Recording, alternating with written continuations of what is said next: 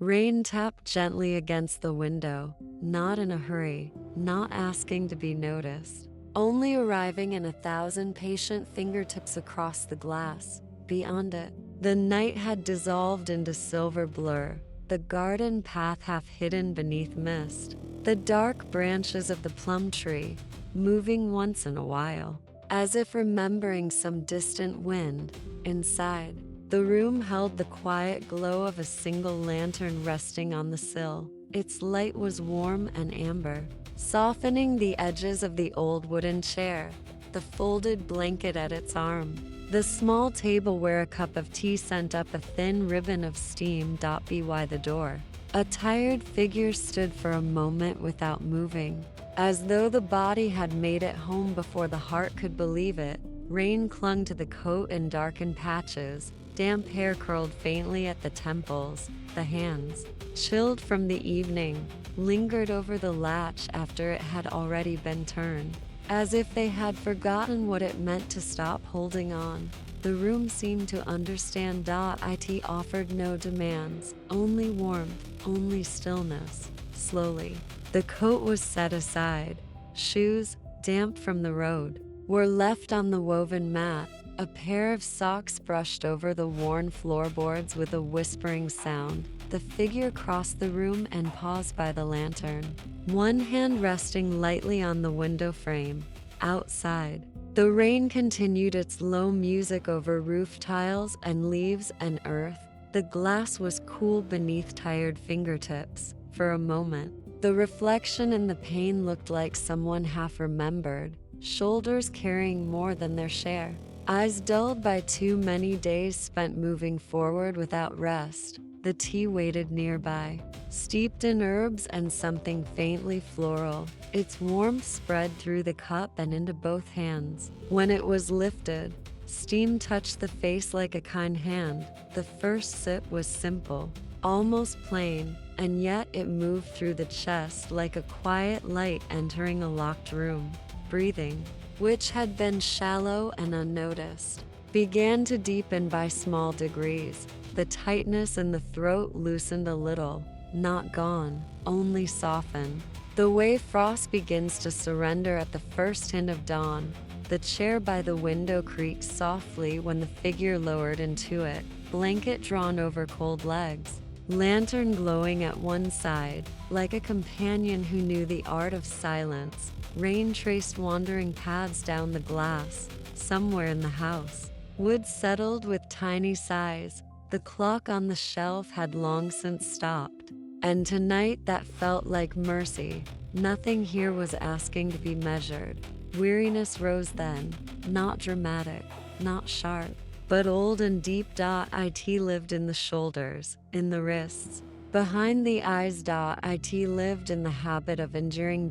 In the endless practice of appearing steady, while some inner room remained in disarray. Sitting there, wrapped in dim gold light, it became impossible not to feel how tired the heart had been, not merely from work or weather or the length of the road, but from carrying unspoken things carefully, as if naming them might cause them to break.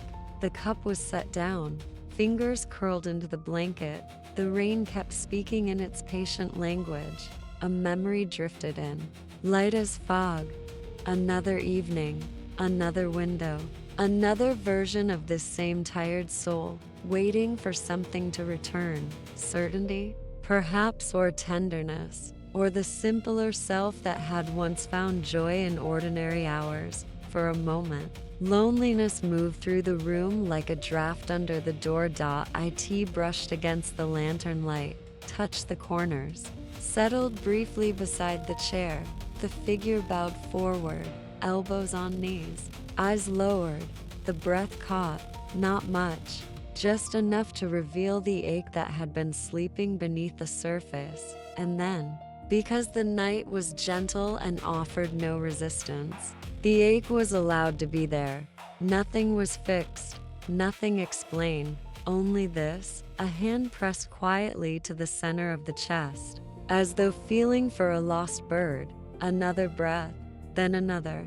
Outside, rain on leaves. Inside, the pulse beneath the palm. the body remembering, with some surprise, that it had not been abandoned by itself, that even now, in weariness, there remained this one faithful act of staying. The lantern flame shifted as if breathing too. Its glow trembled over the window pane, over the tea, over the softened lines of a face no longer bracing against the dark dot in that tender uncertainty. Sadness loosened at last, not as a storm, not as collapse, only as two quiet tears slipping warm and unhurried down the cheeks. Disappearing at the jaw, they arrived without shame. They carried no violence. They were simply the body's way of setting down what words had carried too long. Afterward, the room seemed larger somehow, the air easier to enter. Shoulders dropped. The hand at the chest remained there, not to hold anything in now, but to feel the slow rise and fall. The undeniable proof of life continuing softly. The rain had gentled to a finer rhythm, a hush against the night. Somewhere beyond the mist, unseen water moved in the ditch beside the road, gathering the rain and carrying it onward. There was comfort in that, the thought that even sorrow, when finally touched with kindness, might also find its way into motion and leave the heart a little lighter. The tea had cooled, but was still warm enough. Another sip, then the blanket was pulled higher, tucked close beneath the chin. The figure leaned back and watched the lantern by the window cast its golden circle into the dark. A small, steadfast star for no one, and yet entirely enough. Breathing slowed further, the jaw unclenched, the space behind the eyes, once crowded with thought, opened into something quieter. Like a field after rain, night moved on softly. The tree outside glistened black and silver, the mist thinned. Somewhere far off, a bird gave one uncertain call, as if morning were already testing the horizon. Sleep came not as an erasure, but as a welcome. The head tilted gently against the chair back, one hand loosened in the folds of the blanket, the other rested near the empty cup, and in the final drift between waking and rest, there was no need to search for anything more. The room was warm. The lantern was near. The rain had washed the edges of the world clean. When the first pale light of dawn touched the window, it found a quiet face, softened by sleep, and a heart that, though still tender, no longer felt so burdened by its own keeping. The lantern had burned low. The tea leaves rested at the bottom of the cup, beyond the glass. The garden shimmered fresh and rain bright. And in that gentle morning hush, with the blanket still warm, and the air carrying the faint scent of wet earth and herbs, peace remained small, steady, and real as though it had been waiting by the window all along.